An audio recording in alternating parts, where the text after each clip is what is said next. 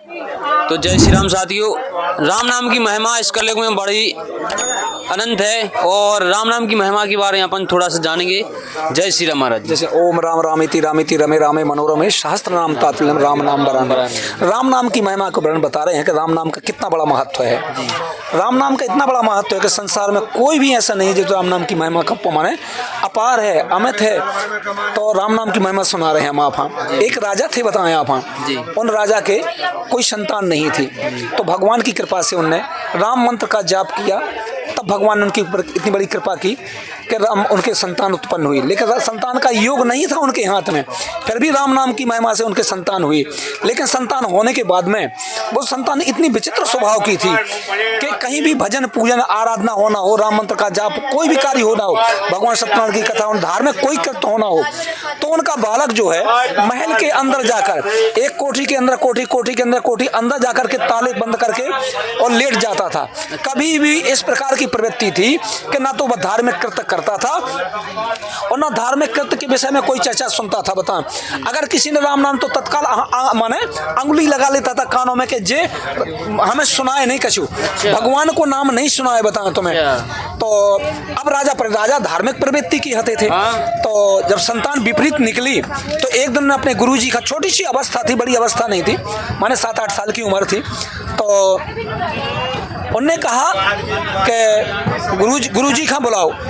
गुरुजी का बुला कर बोले, गुरुजी जो बालक बड़ा वो जड है, माने इतने उल्टे सीधे स्वभाव को है कि यदि कोई धार्मिक कृत्य होना हो तो ना तो उसके पास में बैठता है ना सुनता है, और अंदर जाकर दिन भर जो भूखा पैसा पड़ा रहेगा। लेकिन जब तक इनके धुन में यदि भगवान के नाम की धुन यदि कहीं से आती है तो कान में रुई का फीया लगा करके लेट जाता था, कान बंद करके।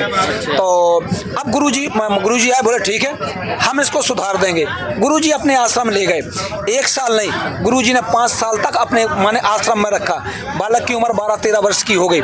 तो लेकिन जब गुरुजी के आश्रम में रहे, तो जब गुरुजी पाठशाला में रहते थे तो गुरुजी सुना तो कान में अंगुली लगा लेता था वो बालक। तो वे कहा राम मंत्र को जाप करो, तो कुछ नहीं, बोलता ही नहीं था। अब राजा के कुंवर थे तो कोई मार ही नहीं सकता था उनको। अब जब गुरुजी चले जाएं तो जितने बालक आते थे उनके पास, माने साथी पढ़वे वाले आते थे, तो दे मार बालकन का इतना मारते, बोले वो आ जाए तो उसकी बात नहीं सुनना और जो वो कहे उसकी बात नहीं मानना। तो पूरी विद्यालय खराब कर दी इनने। लड़का अनुशासन से बिना अनुशासन के हो गए। गुरुजी जब आए बच्चों से कहा, क्यों बच्चों उठ के खड़े क्यों नहीं हुए? तो बच्चे बैठे से लेट जाएं। बोले क्यों बच्चे लेट क्यों गए? तो उठ के खड़े हो जाएं। बोले बच्चों खड़े क्यों हो गए? तो उठ के चल देवे। यानी गुरु से बिल्कुल विपरीत कर दो। अब गुरुजी परेशान, तो बालक खान लेके आए और बोले महाराज आपकी जो है राजा साहब, आपके बालक ने हमारी तो सारी विद्यालय बर्बाद कर दी, सारे बच्चे बर्बाद हो गए, अनुशासनहीनता हो गए। राम नाम यदि कोई भी माने धार्मिक कृत्य, माने कोई भी चर्चा सुनाई जाती, पढ़ाई की चर्चा करते तो कान में ये अंगुली लगा लेता है और कुछ नहीं करता। तो बोले ठीक है। अब बोले गुरुजी उसका उपाय क्या है? बोले हमारे पास तो कोई उपाय नहीं। तो बोले गुरुजी या तो इखा मार डालो और या फिर सुधार दो। तो बोले महाराज यदि आपका बालक मर जाएगा तो वो आप माने फांसी की सजा देकर के हमारी फांसी करा देंगे। बोले नहीं महाराज, ऐसे दुष्ट बालक से संतान होना ही बिल्कुल बेकार है। माने ऐसी संतान होना बिल्कुल बेकार है जो माता पिता को नरक जासे। पिता किसे कहते हैं? पी माने होता पार ब्रह्म परमात्मा, ता माने तांत्रण करने वाला, वो पिता है ना। पुत्र किसे कहते हैं? पू माने नरक और त्रा माने रक्षा। पुत्र वही है जो माता पिता को नरक जाने से बचा सके। तो पुत्र नहीं है, एक कुपुत्र पैदा हो गया, या तो ये मर जाए या सुधर जाए। तो बोले ठीक है गुरुजी हम ले जा रहे। गुरुजी बोले हम ले जा रहे। बोले ले जाए। तो बोले राजा साहब बालक, हाँ वही राम नाम की मैं नहीं ये राम नाम आपका ज्ञान नहीं है, बुरा न मान। तो सुनो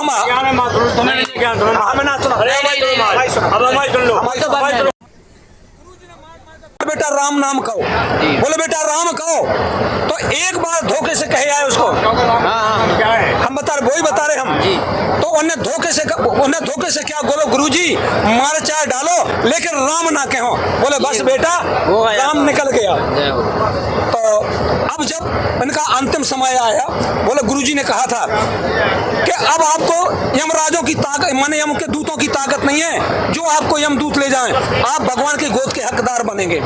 तो जब यमदूत मृत्यु का समय आया, यमदूत उनके पास आए तो जैसे काल फांस फेंका तो काल फांस यमराज यमदूतों के गले में स्वयं पहुंची, है ना।